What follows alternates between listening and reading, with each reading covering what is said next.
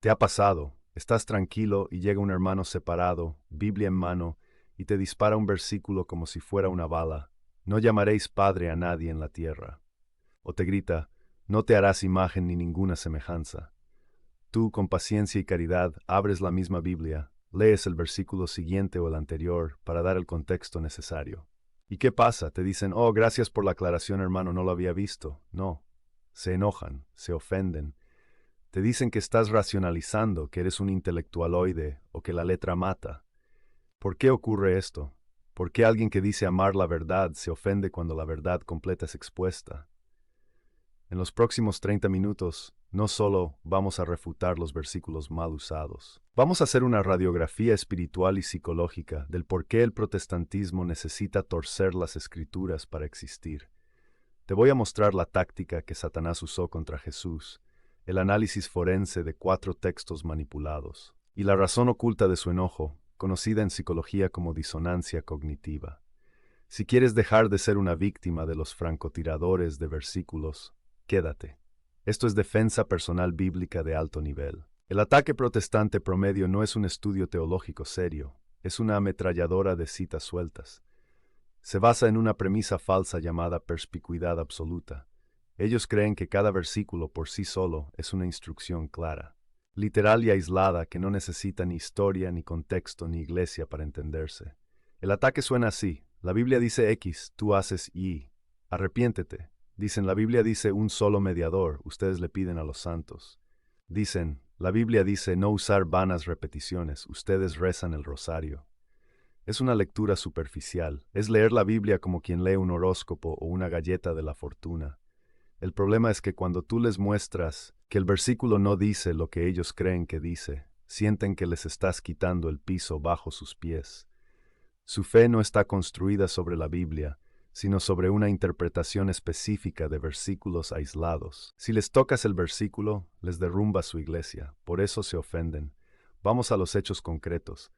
Vamos a ver cómo tuercen la escritura y cómo el contexto los deja en silencio. Caso número 1. No llaméis padre a nadie. Mateo 23:9. El ataque es clásico. Ustedes llaman padre al sacerdote. Jesús lo prohibió terminantemente, están en desobediencia. Pero veamos el contexto. Jesús está usando una hipérbole, una exageración pedagógica para enseñar una verdad sobre la humildad. En el mismo pasaje dice, ni llaméis a nadie maestro. Aquí viene la pregunta incómoda. Ellos llaman maestro a sus profesores en la escuela o la universidad. ¿Tienen maestros de escuela dominical en sus cultos? Sí. Entonces, según su propia lógica literalista, están pecando gravemente. La refutación bíblica definitiva está en 1 Corintios 4:15, donde San Pablo dice, aunque tengáis 10,000 años en Cristo, no tendréis muchos padres, pues en Cristo Jesús yo os engendré, por medio del Evangelio. San Pablo se llama a sí mismo Padre Espiritual de los Corintios. También San Esteban, lleno del Espíritu Santo, llama padres a los sacerdotes judíos en Hechos capítulo 7. ¿Pablo y Esteban eran herejes que desobedecieron a Jesús? No. Ellos entendieron el contexto. Jesús critica la soberbia de los fariseos que querían el título por vanidad para ser alabados, no el uso del título en un sentido familiar o espiritual.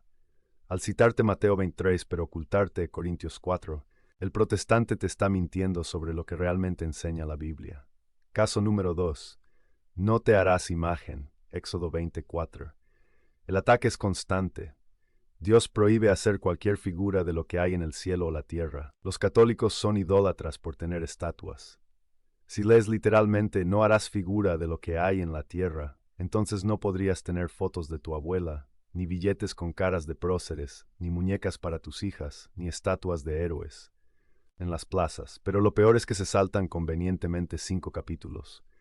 En Éxodo 25:18, el mismo Dios ordena, harás también 2 querubines de oro.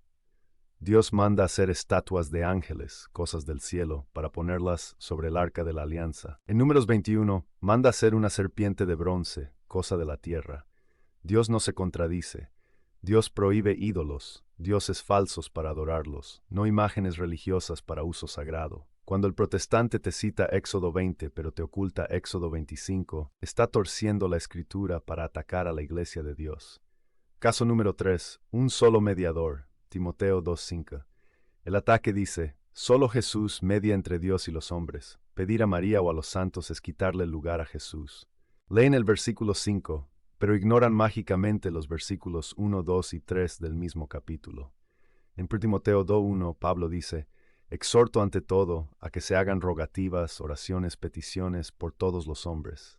Pablo manda que oremos unos por otros. Eso es intercesión, eso es mediación secundaria. Si pedir oración a un santo es malo, entonces pedirle al pastor que ore por ti también es quitarle el lugar a Jesús, porque estás poniendo a un hombre entre Dios y tú. La mediación de Cristo es única y absoluta porque solo Él pagó con sangre en la cruz, nadie más salva. Pero la mediación de los santos es de oración y participación. Confunden al Salvador con el orante. Caso número 4. Vanas repeticiones. Mateo 6:7. El ataque es: el rosario es malo y pagano porque repiten el Ave María muchas veces. Dios odia la repetición. El contexto real es que la palabra griega que usa el Evangelio es batalogein, balbucear como paganos, hablar sin sentido para manipular a los dioses. Jesús no prohíbe repetir, prohíbe hablar sin fe pensando que por mucho hablar serás escuchado. La prueba bíblica es Marcos 14:39, donde dice que Jesús en el huerto de Getsemaní oró por tercera vez diciendo las mismas palabras. Jesús mismo repitió la oración. Y en Apocalipsis 4:8 los ángeles repiten: Santo, Santo, Santo, día y noche sin cesar. ¿Dios se aburre en el cielo? ¿Los ángeles son paganos? Al condenar la repetición bíblica del rosario, están condenando la oración de los ángeles y la del mismo Jesús. Ahora quiero que entiendas algo fundamental. Esta táctica de sacar textos de contexto no la inventó Lutero, ni Calvino, ni tu pastor. Es mucho más antigua y peligrosa. Vamos a Mateo capítulo 4, las tentaciones en el desierto. El diablo tienta a Jesús. ¿Y qué usa el diablo para tentar? ¿Insultos? No, usa versículos bíblicos. En Mateo 4:6 le dice: si eres hijo de Dios, échate abajo, porque escrito está: a sus ángeles mandará acerca de ti. El diablo cita el Salmo 91, cita la Biblia perfectamente, pero la cita fuera de contexto para tentar a Dios. Jesús le responde con otra escritura que da el contexto correcto: no tentarás al Señor tu Dios. La enseñanza de los padres de la Iglesia, como San Vicente de Lerins en el siglo IV, es clara. Cuando veas a alguien citar profetas y apóstoles para apoyar doctrinas nuevas y extrañas, debes saber que el diablo está hablando a través de ellos. Cualquiera puede citar la Biblia. Los testigos de Jehová niegan la divinidad de Cristo con la Biblia. Los mormones defienden la poligamia con la Biblia. El protestante que te ataca hace lo mismo. Usa la palabra de Dios como arma contra la Iglesia de Dios. No basta con citar el texto. Hay que tener el contexto y la autoridad para interpretarlo. Y esa autoridad histórica solo la tiene la Iglesia que compiló la Biblia. Aquí llegamos al corazón del problema. ¿Por qué, cuando le demuestras a un protestante con la Biblia en la mano que 1 Corintios permite llamarse padre, no dice: ok, tienes razón, y cambia de opinión? ¿Por qué se pone rojo, grita, cambia de tema o te dice que no tienes el espíritu? Se llama disonancia cognitiva. Para un fundamentalista, su seguridad de salvación depende de que su sistema de creencias sea perfecto e infalible. Su sistema dice: la Iglesia Católica es mala y la Biblia es clara en su contra. Si tú le demuestras que la Biblia apoya a la Iglesia Católica, imágenes, intercesión, padres espirituales, se crea un conflicto insoportable en su cerebro. Tienen dos opciones: aceptar que han estado equivocados toda su vida, lo cual es doloroso, humillante y da miedo, o atacar al mensajero y aferrarse a su error con ira. Esta es la trampa de la interpretación privada. Ellos creen que el Espíritu Santo les dice personalmente qué significa el texto. Entonces, si tú les corriges el texto con historia y contexto, ellos sienten que estás corrigiendo al Espíritu Santo. Han elevado su propia opinión humana al nivel de Dios. Por eso se ofenden tanto. No están defendiendo a Dios, están defendiendo su ego teológico. El jaque mate lógico es este: si la Biblia fuera tan clara y fácil de entender por sí sola, ¿por qué hay 40,000 denominaciones protestantes que se pelean entre sí usando la misma Biblia? Unos dicen que se pierde la salvación, otros que no. Unos bautizan niños, otros no. Todos dicen la Biblia dice. Esto demuestra que el texto sin contexto es el juguete de la mente humana. La Iglesia Católica no añade tradición para tapar la Biblia. Usa la tradición para proteger la Biblia de ser manipulada por opiniones privadas. Prepárate para lo que te dirán cuando los acorrales con la verdad. Objeción 1. La letra mata, mas el espíritu vivifica. Corintios 3:6. Tú eres puro intelectualismo. Respuesta. Otro texto fuera de contexto. Pablo ahí no está hablando de estudiar la Biblia. Está hablando de la antigua alianza, ley de Moisés escrita en piedra frente a la nueva alianza en el espíritu. Estudiar el contexto no mata. Lo que mata es la ignorancia. Oseas 4:6 dice, mi pueblo perece por falta de conocimiento. No uses la Biblia para justificar la pereza mental. Objeción 2. Pero la Iglesia Católica prohibió la Biblia por siglos. Respuesta. Mentira histórica. La Iglesia prohibió traducciones falsas y herejes, como las de los cátaros. Antes de la imprenta, los monjes copiaban la Biblia a mano. Si la querían ocultar, ¿para qué pasaban su vida copiándola y preservándola?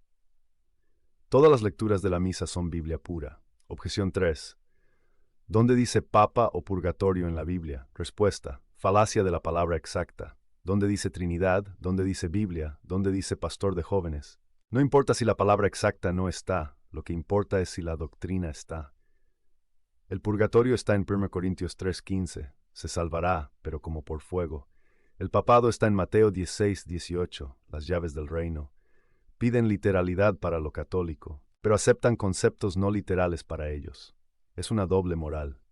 Amigos, la Biblia no es un arma para golpear católicos. Es la carta de amor de Dios, confiada a su iglesia. Cuando alguien te lance un versículo aislado, no te asustes. Haz una pausa.